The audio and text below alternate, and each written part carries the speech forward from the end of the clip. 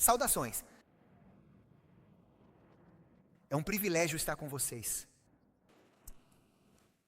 E gostaria imensamente de expressar minha gratidão a toda a liderança organizadora da conferência. E eu tenho plena consciência de que temos uma trajetória e uma história considerável juntos. O pastor Vic e eu, nós nos conhecemos há um tempo. Na verdade, conheço muitas pessoas aqui. Me sinto quase em casa, exceto pelo fato de que minha esposa não está aqui. E eu gosto de vocês, mas gosto mais da minha esposa.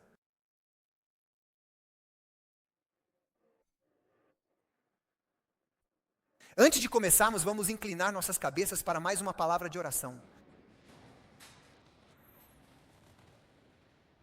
Amado Pai do céu, com profunda humildade, nos curvamos em Tua sagrada presença e pedimos o pão espiritual. E pedimos que Teu divino Espírito abra nossas mentes e nossos corações, para que possas nos renovar e transformar. Que tudo seja para a Tua glória e para Teu reino, pelos méritos de Jesus e em Seu nome nós pedimos amém. Vou fazer uma pergunta bastante difícil e honesta para todos vocês agora. Provavelmente você não vai gostar muito de ouvir isso. A boa notícia é que vou estar aqui só por 3 dias. E se você não gostar, não me ligue de novo. Por que você está aqui? Honestamente, você vai à igreja e é bom. Estou certo? Sim, é bom. Você se sente bem. Ok, vocês guardam o sábado e isso é bom. Você reza e tudo fica bem. Você estuda a Bíblia e isso é bom. Você acha isso bom? Você acha que isso é suficiente? Não. Então, o que está faltando? O que está faltando? Porque Jesus ainda não está aqui. E Jesus já poderia ter vindo há muito tempo. Nós não temos poder. Apesar de que fosse esperado que tivéssemos, se Deus tem poder. E se temos Deus, então deveríamos ter poder, mas não temos poder. O que está faltando? O Espírito Santo. Para começar a nossa conversa, este não seja bem o assunto. Mas deixe-me dar um exemplo. Em Lucas, capítulo 6, diz que Jesus foi a um lugar específico. Ele desceu com eles e parou em um lugar plano, onde uma grande quantidade de pessoas veio para ouvi-lo. E o texto diz que Jesus estava ali presente com os seus discípulos e uma grande multidão. E então diz que os discípulos o seguiam por toda parte e que a multidão era de... Quem era mesmo essa multidão? Quem era a multidão? Eram os gregos, os romanos? Quem era essa multidão de pessoas? Bem, diz na Bíblia que eram de Jerusalém, que moravam em Jerusalém. Ele diz que eles eram tanto de Jerusalém quanto da Judéia. Esse é o povo de Deus. E ele explica que aquela grande multidão de pessoas veio para ser alimentada e curada. Por que você está aqui? Para ser alimentado e para ser curado. Os discípulos o seguem todos os dias. O público aparece uma vez por semana e uma vez por ano, encontro campal. Elas vêm com baterias grandes para recarregar, então durariam o resto do ano. Porque eles não o seguem todos os dias. Eles não recarregam suas baterias todos os dias. Uma vez por semana e uma vez por ano. Os discípulos estavam lá para servir. A multidão estava lá para ser servida. Os discípulos estavam lá para abençoar. A multidão veio para ser abençoada. Já ouviu dizerem, eu vou à igreja para buscar bênção. Boa sorte, não vai receber nenhuma. Não há bênção em receber uma bênção. Deus nunca colocou uma. A verdadeira bênção está em abençoar. Eu poderia te dar um monte de citações do espírito de profecia. E ela diz, você nunca será abençoado antes de abençoarmos os outros. É mais abençoado dar do que receber. Se você quer experimentar uma bênção, precisa começar a abençoar. É aí que você recebe uma bênção. Você é a multidão, os consumidores ou os discípulos, os servos. Quem é você? Na verdade, em Testemunhos, volume 2, ela nos diz claramente que ser egocêntrico é o caráter de Satanás. E todos aqueles que se centram em si mesmos estão seguindo os passos de Satanás.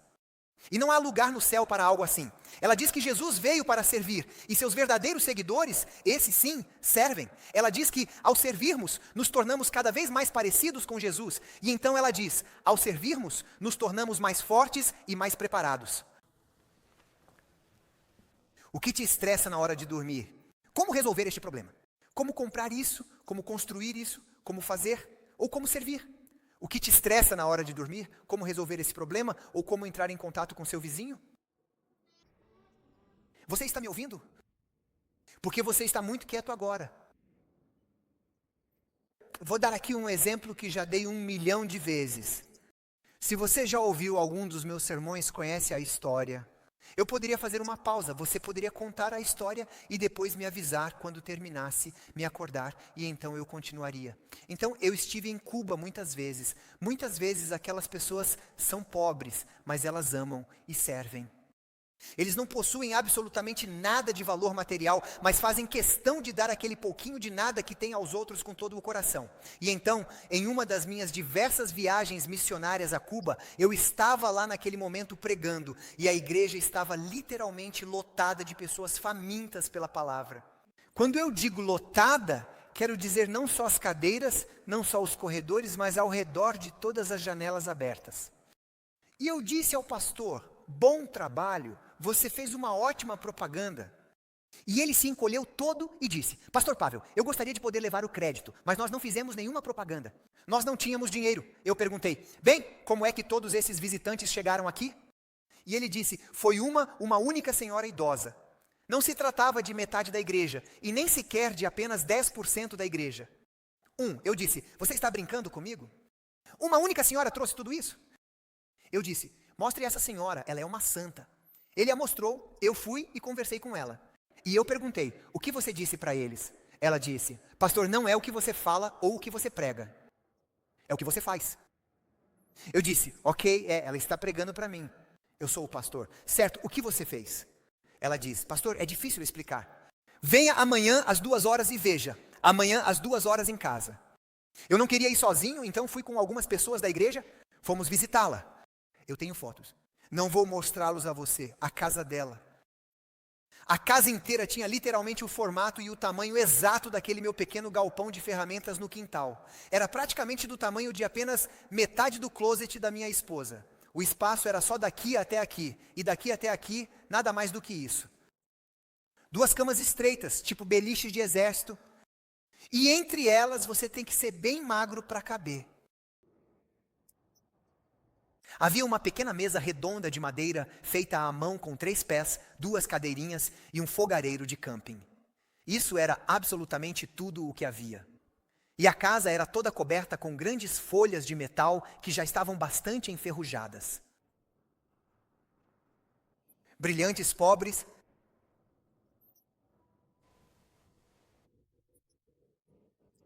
Um pouco mais comprida que esta aqui? Sim, mas esta aqui é realmente muito bonita. Então, por volta das 2 horas da tarde, eu não tenho certeza. Eu não os contei. Talvez uns 150, 200, 250 crianças. Uma multidão de crianças se reuniu em frente ao seu pequeno barracão. E ela disse, sente-se.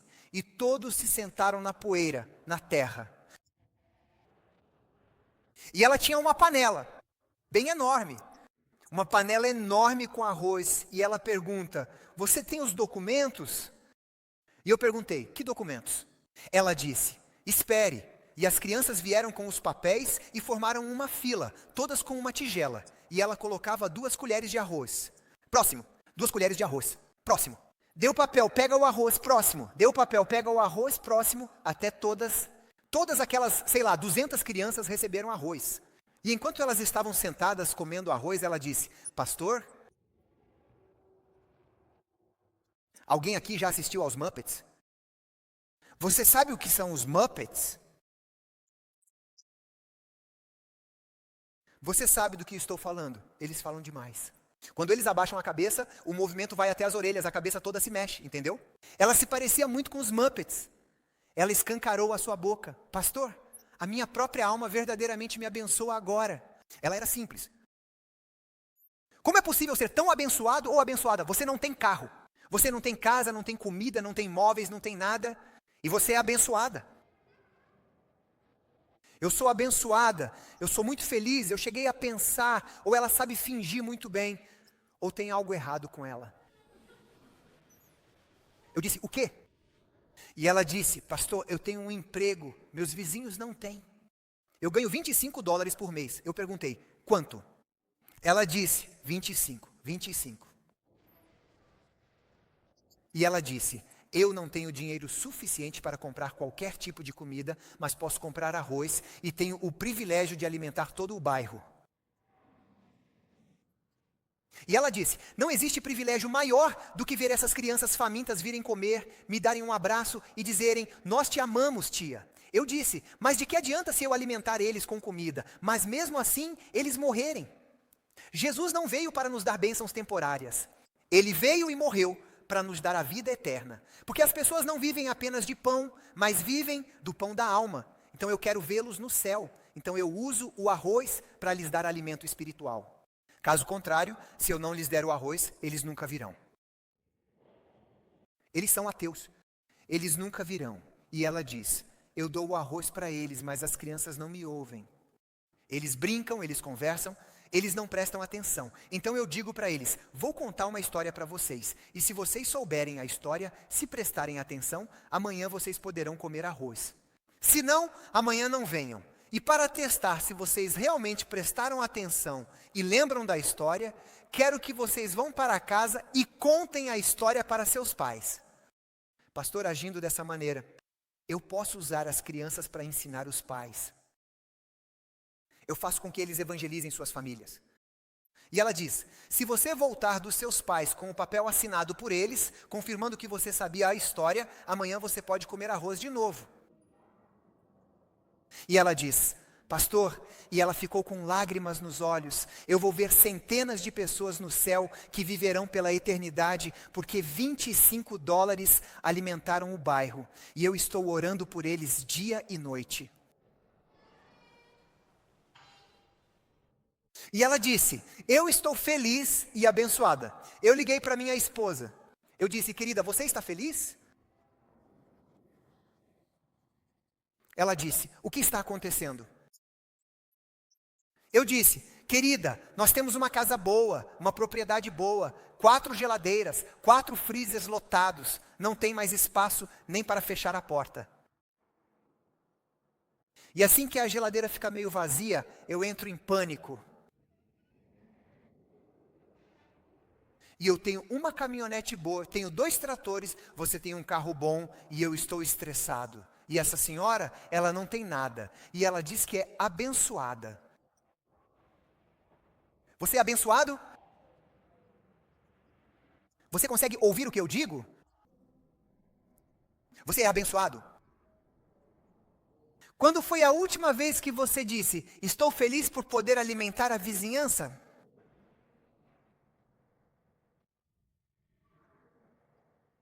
Você é o discípulo ou a multidão? Você está aqui para ser alimentado ou para alimentar? Você está aqui para ser servido ou para servir? O que você fez hoje? Sem ofensa, se você se ofendeu, precisamos orar por você. O que você fez hoje? Para servir ou para abençoar? Talvez a sua oração de manhã tenha sido, Senhor, me ajuda com isso e me ajuda com aquilo. Senhor, tem misericórdia dos meus filhos e Senhor do meu trabalho e Senhor da minha saúde. Ou foi, Senhor, eu tenho problemas, mas meus vizinhos estão perecendo. Senhor, dá-me os meus vizinhos. Quantos dos seus vizinhos você conhece pelo nome? Se eu pedisse para você escrever em um papel o nome de 5 dos seus vizinhos, você conseguiria? Sinceramente, sim ou não? Por favor, não responda. Eu não quero que você minta. Tudo bem, se você soubesse o nome de 5 vizinhos e eu pedisse para escrever o nome dos filhos, as profissões que eles têm e os problemas que enfrentam, você conseguiria?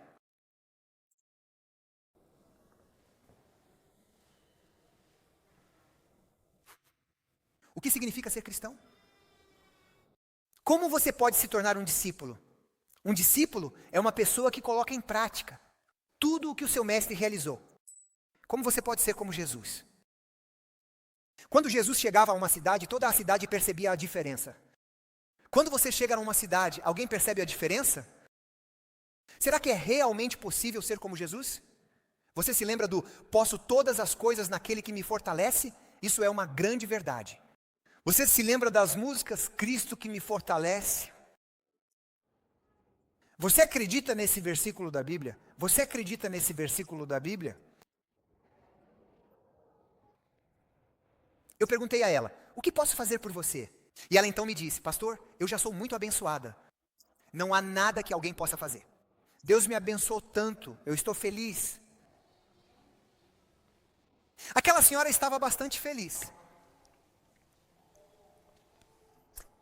Agora, por favor, deixe-me realmente dar início ao sermão, porque isso foi só a introdução.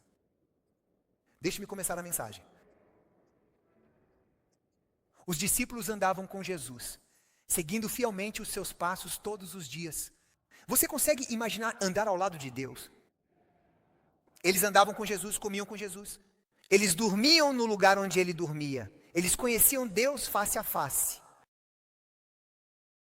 E Jesus repetia para os seus discípulos várias vezes que ele em breve iria morrer. E o que eles disseram? Deus me livre! Ou será que podemos nos sentar à sua direita e também à sua esquerda? Você se lembra? Quando você finalmente se tornar rei, nós poderíamos ser o chefe de gabinete e o primeiro-ministro? Você se lembra? Por que eles pensariam nisso? No que você está pensando, no que você quer para si mesmo. Paulo diz, quero ser um dos seus abençoados, ser ajudado e ser um com o seu sofrimento e com a sua morte. Quantas vezes você fez essa oração? Senhor, por favor, deixa-me ser um com o seu sofrimento. Por favor, Senhor, deixa-me sofrer um pouco. Quantos de vocês fazem essa oração? Não levantem as mãos, por favor. Mas Ellen White afirma claramente jamais poderemos fazer parte da vida de Jesus antes de estarmos dispostos a fazer parte da sua morte. Ela diz, não há como mudarmos nosso coração a menos que morramos. E ela diz que toda aprovação que vem é um verdadeiro obreiro de Deus. É uma ferramenta poderosa de Deus para nos ajudar a crescer. Sermos menos egoístas e muito mais parecidos com Jesus. É como na política. Jesus fala com os discípulos, mas eles não ouvem o que ouvem. Eles ouvem o que querem. Na política, as pessoas escolhem o que ouvir. Você entende o que estou dizendo? Na política, e não estou falando de nenhum partido. Na minha opinião, os políticos são todos meio iguais. Na política, as pessoas têm filtros. Elas ouvem o que querem ouvir e veem o que escolhem ver.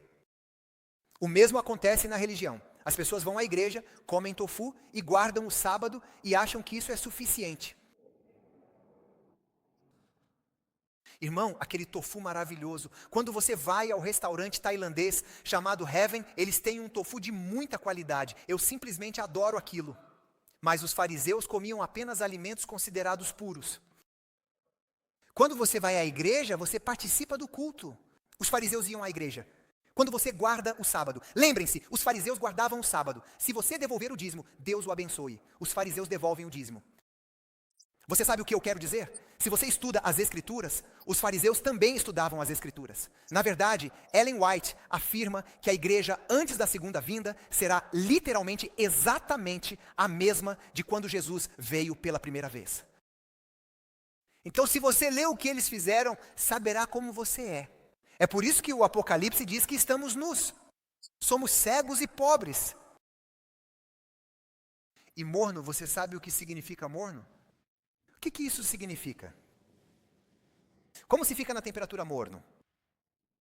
Você mistura quente e frio. Isso significa que eles eram os fariseus. Lá fora, diz Jesus, pintado, sepulturas pintadas. Por fora estão pintadas e têm boa aparência. Feliz sábado, como vai? Tudo bem? Você está bem? Deus te abençoe. Eu te amo. Por fora, incrível. Por dentro, está morto e cheirando muito mal. Estou certo? Isso é ser morno. Eu vou à igreja. Ele diz, pastor, no estacionamento. Como vai? Você está bem? E sua esposa? E seus filhos? Bem, e seu trabalho? Bom homem, ele é um homem feliz. Deus te abençoe. Após o sermão, ele vem a mim. Pastor, podemos conversar? Sim, ele disse, minha esposa me deixou. Eu disse, você me disse que estava bem. É assim que nos cumprimentamos. Não é de verdade. Não é de verdade. Bonito por fora, morto por dentro. Como você muda isso? Os discípulos sempre seguiam Jesus. Mas eles não estavam realmente totalmente comprometidos. Eles se comprometeram um pouco. Eles não se entregaram completamente. É tão simples guardar o sábado. Preguiçosos poupam diariamente. Basta ir à igreja. É algo realmente agradável. Mas é muito difícil se entregar totalmente. E sem morrer para si mesmo, sem uma entrega total, não existe o verdadeiro cristianismo. Paulo diz, eu morro diariamente. Ellen White diz que a entrega é um processo diário que dura a vida toda. E ela diz que ao entregarmos pequenas coisas todos os dias, aprendemos a conhecê-lo e a confiar nele, e entregamos coisas maiores até nos entregarmos completamente. É um processo que dura a vida toda. Nós cantamos tudo para Jesus, eu me rendo, não é verdade? E então perguntamos às pessoas, fazemos evangelismo, se elas podem doar alguma quantia? E eles pensam em quanto podem dar sem causar danos. O que isso significa? Tudo a Jesus eu entrego, eu sei. Pregando sobre dinheiro, você o chama para um mutirão. Você sabe quantas pessoas vieram quando eu chamei da última vez para um mutirão? De 200 vieram cerca de 6. Todo o resto estava ocupado. Esses 6 eram pessoas que não tinham nada para fazer. E aconteceu que eles faziam tudo na igreja. É tão fácil pensar como eu amo Jesus, mas Satanás também pode cantar essa música. Satanás tem uma voz bonita, ele costumava cantar no coro celestial. Então, se você pensar bem, quem é o morno, quem é Laodiceia? Não somos nós, somos eu e você. É você. Quando você diz somos nós, é todo mundo. Não é você, né? É você, sou eu. Sou eu, ó Senhor, de pé no meio. Não é o meu irmão e não é a minha irmã, mas sou eu. Ó Senhor, você se lembra da música? É você. Você é o problema. Então, se você pensar bem, os discípulos estavam falando com Jesus, mas você não está ouvindo. Você está indo à igreja, mas não está ouvindo. Eles estão aprendendo, ouvindo sermões, mas não estão ouvindo. Eles não praticam até Jesus morrer. Quando Jesus morreu, diz na Bíblia, no livro de Atos e também no espírito de profecia, que eles estavam com medo, pegos de surpresa. Eles tinham medo dos fariseus, então foram para o cenáculo se esconder. E se você ler no livro de Atos, da página 30, 31, 32, até a página 50, 52, 53, 54, esse trecho do livro, o livro Atos dos Apóstolos, no espírito de profecia, se você ler essas páginas, ela diz ali que eles estavam tão assustados que começaram a orar pedindo proteção. Senhor, por favor, salva-nos dos fariseus, Jesus morreu.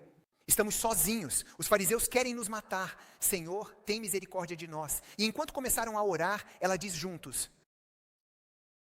Você ouviu o que eu disse? Qual foi a palavra? A palavra-chave foi juntos. Obrigado. Enquanto começaram a orar juntos, orando juntos, quero que você preste atenção. Isso nos aproxima mais de Deus e uns dos outros para a perfeita unidade. Deixe-me repetir. Orar juntos faz o quê? Mais próximos de Deus, mais próximos uns dos outros, para a perfeita unidade. Ela diz que ao começarem a orar juntos, isso os uniu em unidade. E ela diz que eles se tornaram um só. Agora ouça a próxima palavra. Assim, cumprindo a condição para receber o Espírito Santo. E então ela diz, o Espírito Santo nunca virá sobre uma igreja dividida. Enquanto oravam juntos, eles se uniram em uma harmonia e perfeita unidade. Quando eles se reuniram, o Espírito Santo veio. Agora ouça com atenção. Me digam uma coisa, o que é que impede vocês de orarem juntos agora? Quanto custa isso? Por que não oramos juntos? Em meus 35, 36 anos de ministério, vi muitas famílias divorciadas. Todos vocês rezaram juntos? Pergunto. Nós oramos, mas depois juntos. Rezamos em silêncio e depois juntos. Você entende o que estou tentando dizer? A oração é algo privado. Não! Você ora sozinho e depois ora junto. E então, voltando, ela diz que ao orarem juntos, eles se tornaram um só, assim cumprindo a condição para receber o Espírito Santo. Mas existe uma condição fundamental: receba o Espírito Santo. E então ela explica: quanto mais eles oravam, o Espírito Santo, cito, iluminava suas mentes e eles começaram a se lembrar. O Espírito Santo trouxe à memória deles todas as mensagens de Jesus, os ensinamentos de Jesus, as lições de Jesus. E ao relembrarem os ensinamentos de Jesus, ela diz que eles perceberam claramente que ele era Deus. Ele era aquele a quem os anjos se cobriam e adoravam. Sagrado. Foi ele quem dividiu o mar. Ele é a própria coluna de fogo. Ele é a nuvem guia no deserto. Ele é aquele quem tanto estávamos esperando, o Messias. Deus conosco. Deus estava sempre ao meu lado. Sinceramente, na verdade, abracei Deus em diversas ocasiões diferentes. Enquanto processavam aquela informação, Ellen White relatou que eles ficaram chocados. O próprio Deus morreu por mim. E ela diz que naquele momento o Espírito Santo os ajudou a compreender. E conforme eles entenderam, ela afirma que eles compreenderam o sentido da cruz. O que foi que eles entenderam? Quero que você se lembre desta pequena frase. Eles finalmente compreenderam o significado da cruz. E ela diz que no momento em que compreenderam a cruz, eles finalmente, a palavra, finalmente o amaram mais do que qualquer outra coisa. Você sabe o que isso significa? Que antes de compreenderem a cruz, eles o amavam, mas também amavam outras coisas. Quando compreenderam a cruz, amaram-no mais do que qualquer outra coisa. E então ela diz: nenhum sacrifício era grande demais. Eles estão preparados para sacrificar tudo, ou com uma imensa alegria. Eles estão prontos até mesmo para morrer por ele, e consideram isso um privilégio. Se você não está pronto para sacrificar algo, você tem dúvidas. Isso significa que você nunca entendeu a cruz. Porque se você entende o que Deus fez por você pessoalmente, você sacrificaria tudo com alegria, em 1 segundo, sem hesitar. E você diria: é muito pouco comparado ao que ele fez por mim. Se você tem outras prioridades além da oração e do estudo, se você tem outras prioridades além de alcançar o seu próximo, se há algo que você ainda não está pronto para entregar, é porque você nunca entendeu a cruz. É por isso que o Senhor diz: seria bom para nós passarmos pelo menos 1 hora reflexiva todos os dias, contemplando a vida de Jesus e especificamente a última semana e seu sacrifício. Ela diz: aos pés da cruz, enquanto nós, contemple a cruz, ela diz. Seríamos transformados, ela diz, em um grande conflito. Apenas ao contemplar, ela diz, à medida que olhamos para a cruz, seríamos transformados cada vez mais à sua imagem, sem nenhum esforço humano. Apenas ao entender a cruz, os anjos olham para a cruz e não conseguem compreendê-la. É grande demais, ela diz. Na eternidade, nunca seremos capazes de entender completamente a cruz. Deus vivendo naquela glória incrível, quando você for para o céu, você vai pensar: uau, Deus vivendo o louvor dos anjos, vindo aqui para levar o seu pecado, meus pecados, os pecados de toda a história de cada ser humano miserável, e morrendo por você e por mim. Quando você entende a cruz, nenhum sacrifício é grande demais. Você sacrifica tudo com alegria. E você diz: eu queria poder fazer mais, porque você ama a Deus mais do que qualquer coisa, independentemente de qualquer coisa no mundo. Diga como Paulo: quero sofrer e morrer com ele, não importa, onde ele estiver, lá quero estar. Você entende? Quando os discípulos oraram juntos, eles se tornaram um só. Quando eles se tornaram um, o Espírito Santo veio. O Espírito Santo os ajudou a entender a cruz. Quando eles entenderam a cruz, foram totalmente transformados. E eles, diz a Bíblia, saíram pregando com ousadia.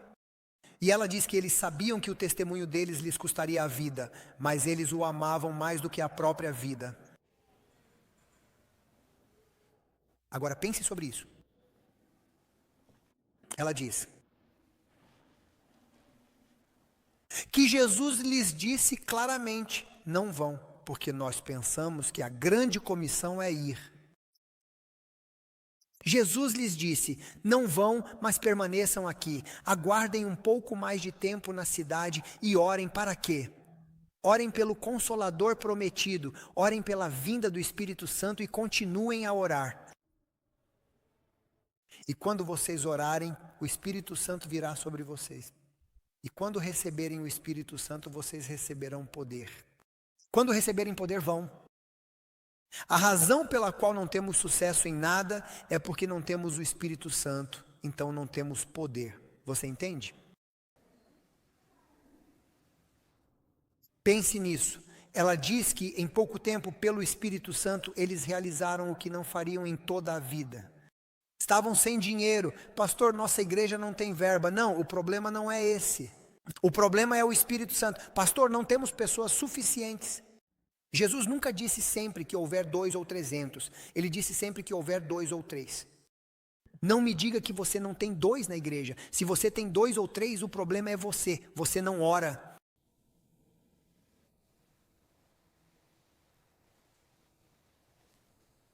Sempre que 2 ou 3 pensam na promessa, Jesus prometeu. Deus não pode mentir diante do universo. Quando Ele dá sua palavra, você pode se alegrar. Essas coisas vão acontecer não por sua causa, mas por causa do caráter dEle. Jesus nos deixou a sua promessa e disse: sempre que 2 ou 3 se reunirem em meu nome, eu estarei ali com eles.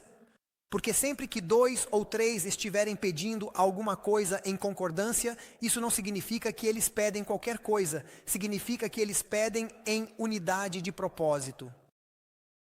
Ela diz ali que os discípulos, e eu poderia te dar a citação, eu a tenho, tinham muitas necessidades, muitos problemas, muitos desafios, mas ela diz, eles se esqueceram de si mesmos quando entenderam a cruz.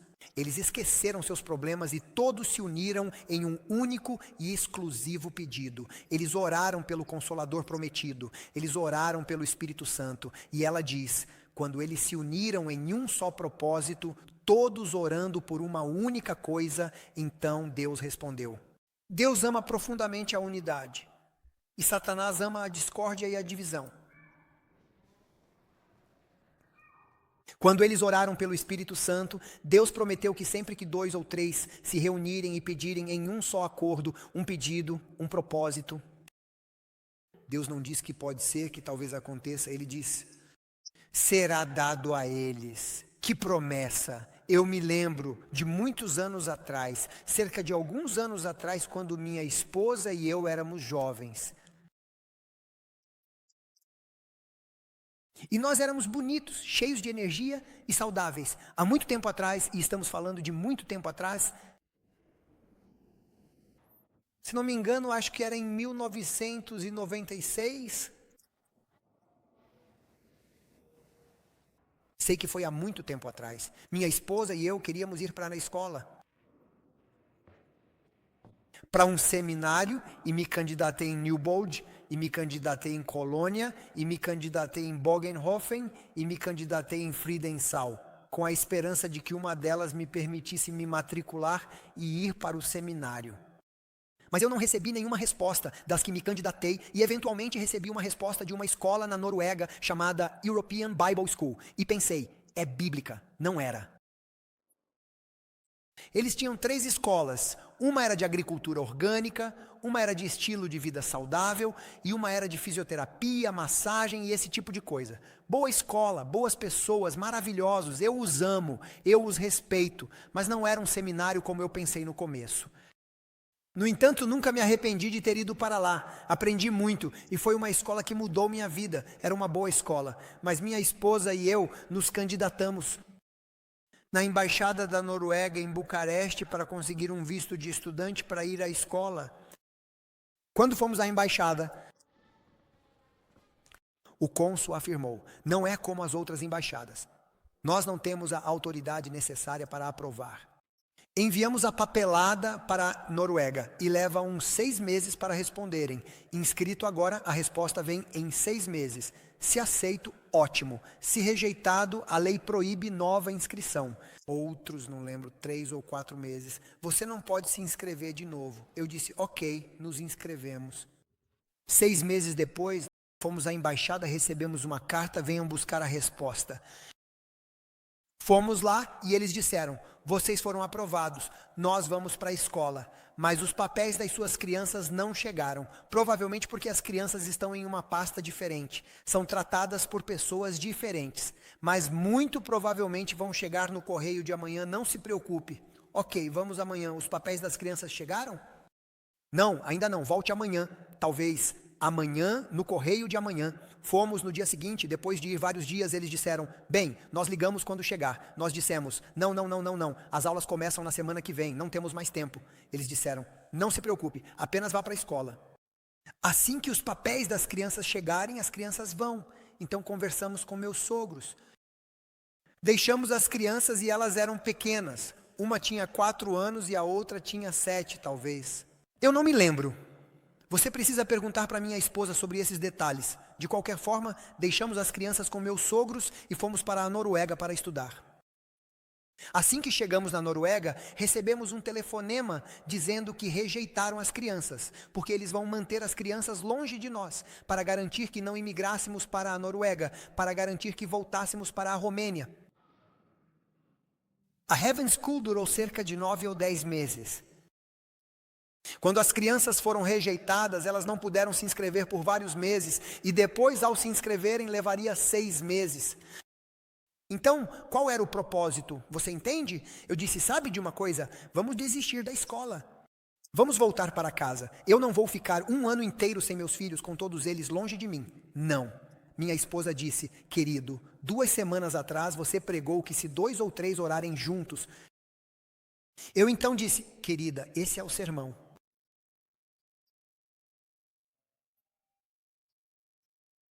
E isso é para a igreja.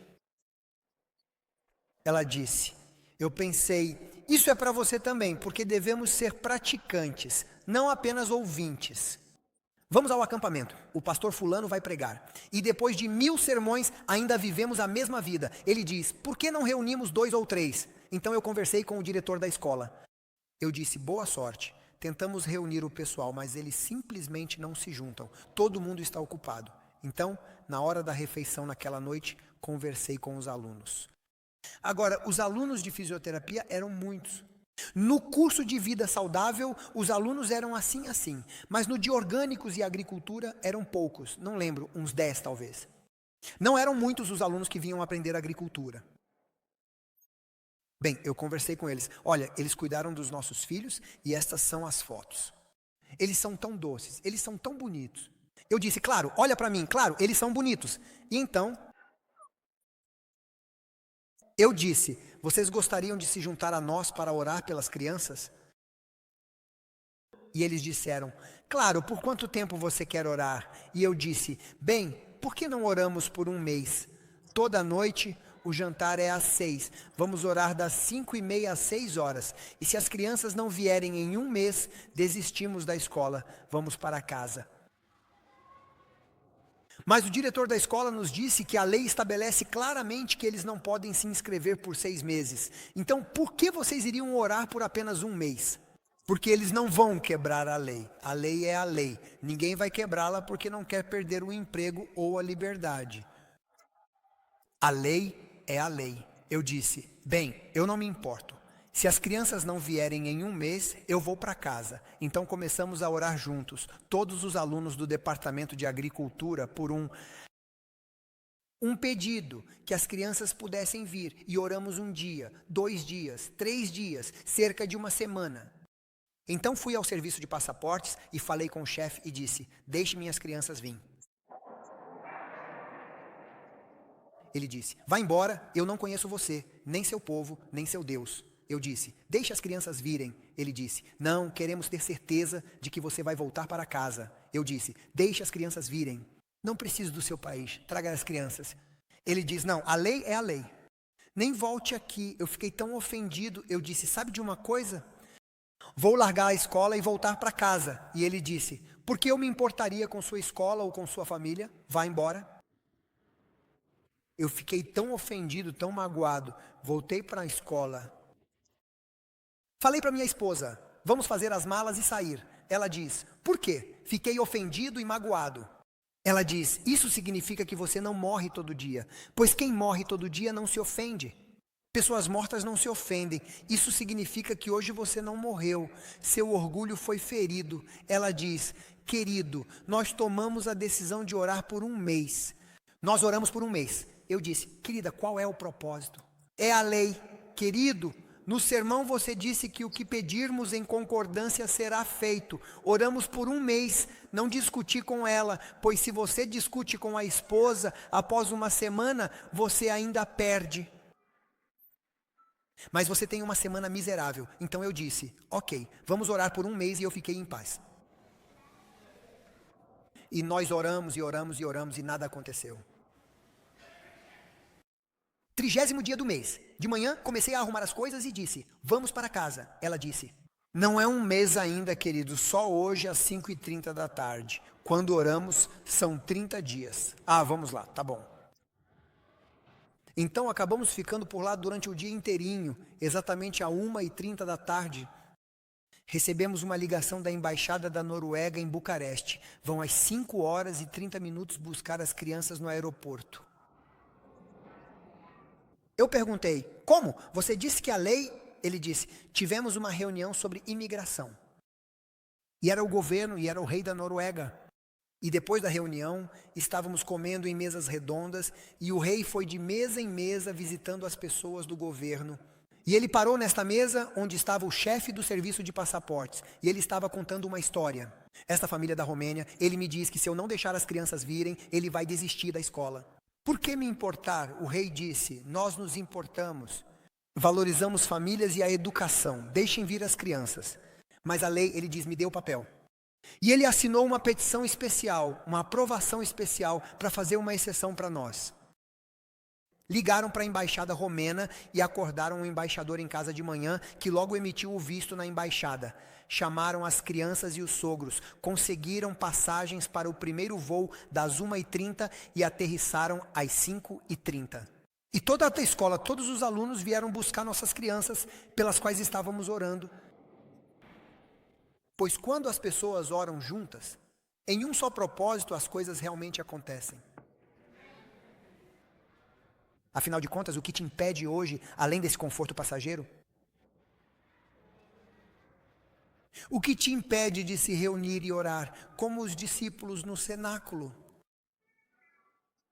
Por que ainda está aqui? Gosta daqui? Gosta do preço da gasolina? Do que gosta? Me diz. O que você gosta? Porque eu não gosto daqui. Eu quero ir para casa. Você não quer ir para casa? Então, por que você não se reúne e ora? Senhor, você poderia encher nossa igreja com o seu Espírito? A tal ponto que vamos receber tanto poder que vamos explodir, alcançar toda a cidade, alcançar todo o estado, alcançar toda a nação? Senhor, não conseguimos fazer isso, mas no Espírito nós conseguimos. Por que você não ora? Deixa eu ver a hora. Só tenho 5 minutos, preciso terminar e é só o início do sermão. O que é que eu vou fazer agora? Meu Deus do céu, vamos parar, não se preocupe, porque estou com muita fome de novo. Pensem bem nisso, meu irmão e minha irmã. Esta 7ª e última igreja é a que aparece no livro do Apocalipse, pois não existe uma 8ª.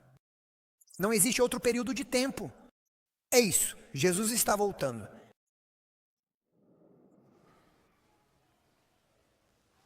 E nós pensamos que quando virmos a crise vamos mudar. A crise já está aqui há muito tempo. Mas vivemos na crise a tal ponto que nos acostumamos com ela e não vemos a crise como uma crise, embora de fato seja uma grande crise. E nos acostumamos tanto com a crise que dizemos: quando vier uma crise maior eu vou me preparar. Se você não se preparar agora, nunca vai se preparar. Eu me lembro, você provavelmente já ouviu essa história, quando eu era criança, eu ia andando para a escola todos os dias, indo ao mercado, porque era um atalho, e havia um senhor, e o neto dele era meu colega de classe. E toda vez que vou à Romênia, eu sempre vou visitá-lo, sempre. Algumas semanas atrás, fui ao funeral da minha mãe na Romênia e parei lá para ver o neto dele. E ele ainda estava lá vendendo sorvete. Esse homem, Bayram Razan, da Turquia. Esse senhor tinha um estabelecimento comercial, bem pequeno, onde vendia um sorvete muito saboroso. Era realmente muito bom e refrescante. Eu sei que não é saudável, mas é realmente muito bom. E ele gritava: hoje você paga, amanhã é de graça. Eu acreditava nele. E eu paguei e peguei meu sorvete de pistache. E fui no dia seguinte. Eu disse: me dá meu sorvete grátis. Ele disse: filho, hoje você paga, amanhã é de graça. Eu disse: não, hoje não é amanhã. Ele disse: não, hoje é hoje, amanhã é amanhã. Eu disse: não, eu vim ontem e paguei. Ele disse: e agora você veio hoje, e hoje você paga. Ele disse: hoje você paga, amanhã é de graça. Eu disse: não, não, não, cara, hoje não é amanhã. Ele disse: filho, você perdeu. Hoje é hoje, amanhã é amanhã. Eu paguei de novo, voltei no dia seguinte. Agora eu vim amanhã. Ele disse: não, você veio de novo hoje. E hoje você paga. Eu disse: qual é, cara, quando é amanhã? Ele disse: filho, amanhã nunca chega. Satanás adora o amanhã. Nós vamos começar a orar amanhã. Nós vamos nos sacrificar amanhã. Nós vamos mudar amanhã. Nós vamos nos comprometer amanhã. Mas se você tem outras prioridades hoje, seja qual for a sua prioridade, esse é o seu Deus. Esse é o seu ídolo. É isso que você adora. Porque se você ama a Deus mais do que qualquer coisa, então você o coloca em primeiro lugar hoje. E se você não faz isso, você nunca entendeu a cruz. É hora de você focar agora totalmente na cruz. Porque antes de você entender profundamente a cruz, absolutamente nada será transformado na sua vida, na sua família ou na sua igreja. E Deus mostra claramente ao seu povo que Ele está voltando muito em breve, com toda a sua glória. E que não há mais tempo para procrastinar. Não existe amanhã. E Deus diz: hoje, se ouvirdes a sua voz, não endureçais o vosso coração. Hoje é o dia da salvação. Você entende? E Deus está te chamando para tomar uma decisão agora, não amanhã. Quero dizer, hoje você pode estar aqui, amanhã eu não sei se você estará. Deus está te chamando para tomar. Na verdade, Ellen White tem um parágrafo que realmente me impressionou. Ela diz que através de pequenas, mundanas, insignificantes decisões diárias, formamos o caráter e hábitos próprios, que selarão o nosso destino. Ela diz que pequenas decisões hoje, pequenas decisões que não consideramos importantes, amanhã formam hábitos a tal ponto que nos tornamos surdos, insensíveis à voz do Espírito Santo. E ela diz: através de pequenas decisões, ou nos aproximamos cada vez mais, cada vez mais, cada vez mais de Cristo, até que você se torne um só. E seguimos nessa direção, ou cada vez mais longe, mais longe, mais longe de Cristo, até que fiquemos distantes demais para ouvir a voz do Espírito Santo. Ela diz que por essa direção selamos o nosso destino. Hoje, quando chega o tempo de provação, já estamos aqui. O nosso destino já está determinado. É por isso que hoje você precisa tomar a decisão certa, e amanhã você precisa tomar a decisão certa. E dia após dia você precisa se aproximar cada vez mais de Deus. E também desenvolver o hábito de estar sempre na presença de Deus. Isso tem que acontecer todos os dias.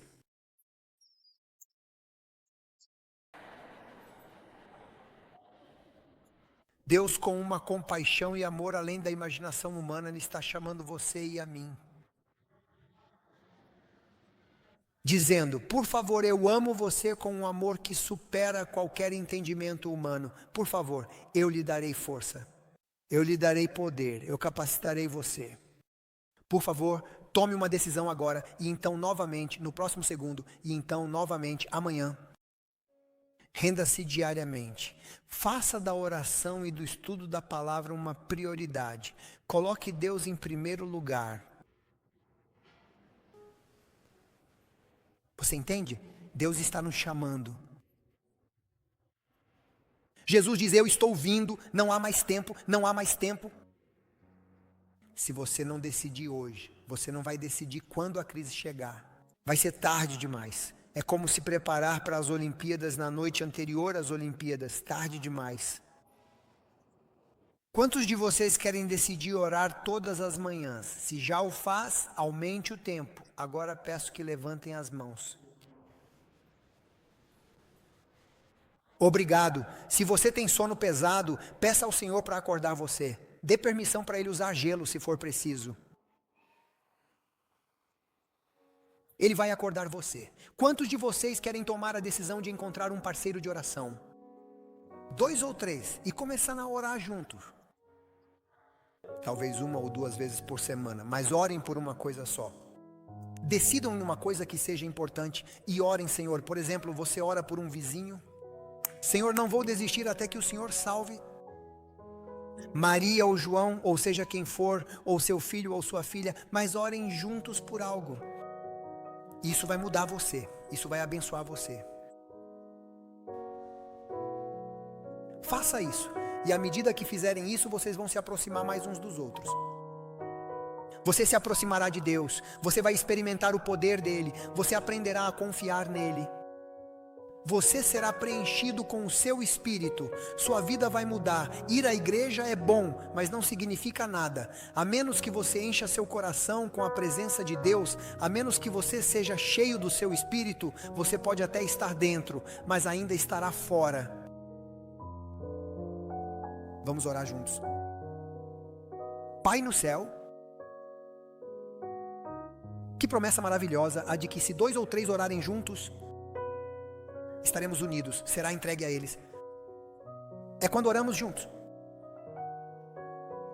Vem o teu Espírito Santo, é quando oramos juntos, você está certo.